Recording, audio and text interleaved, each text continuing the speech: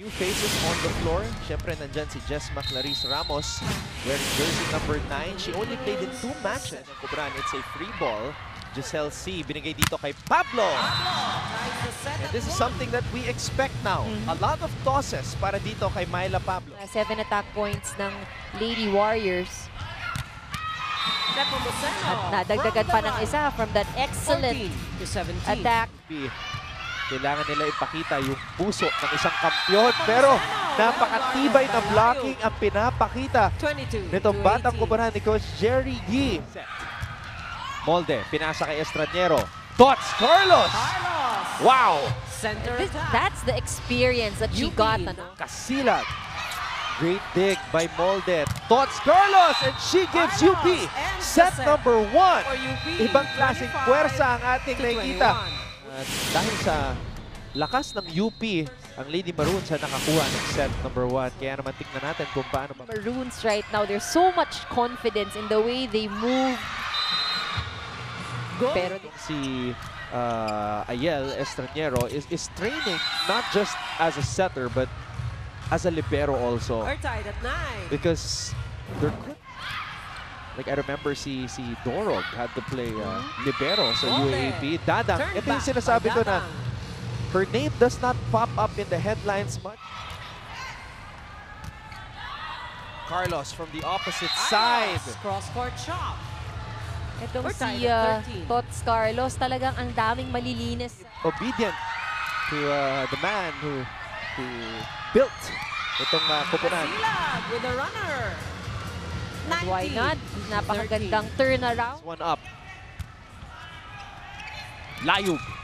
Nakaabang si Dadang. At yan ang sinasabi ko. Shishi Dadang. Very dependable.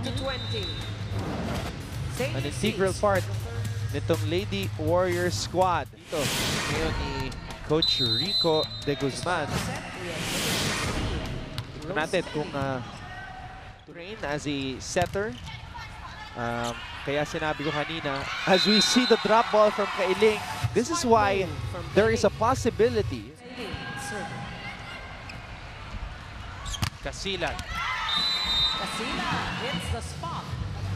Excellent target by Kasilag. 5%. Ooh!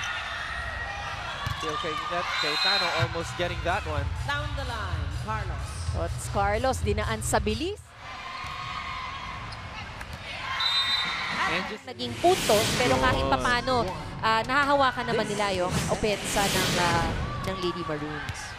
Molde, Gohing, pinasa kay C.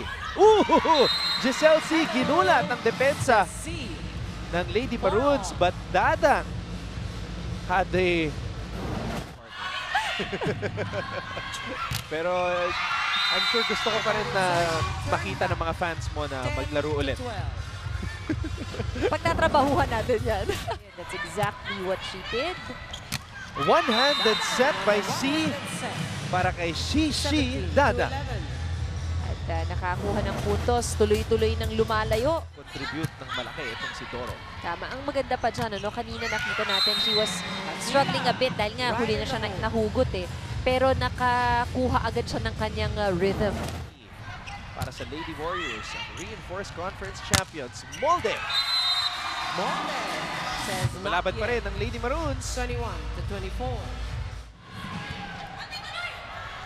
Si Rafica, binigay dito kay Pablo. Estranero. Oh! Rico de Guzman, ang kanyang unang panalo bilang bagong head coach ng Lady Warriors. And of course, today, Anton, it was a good game para sa Lady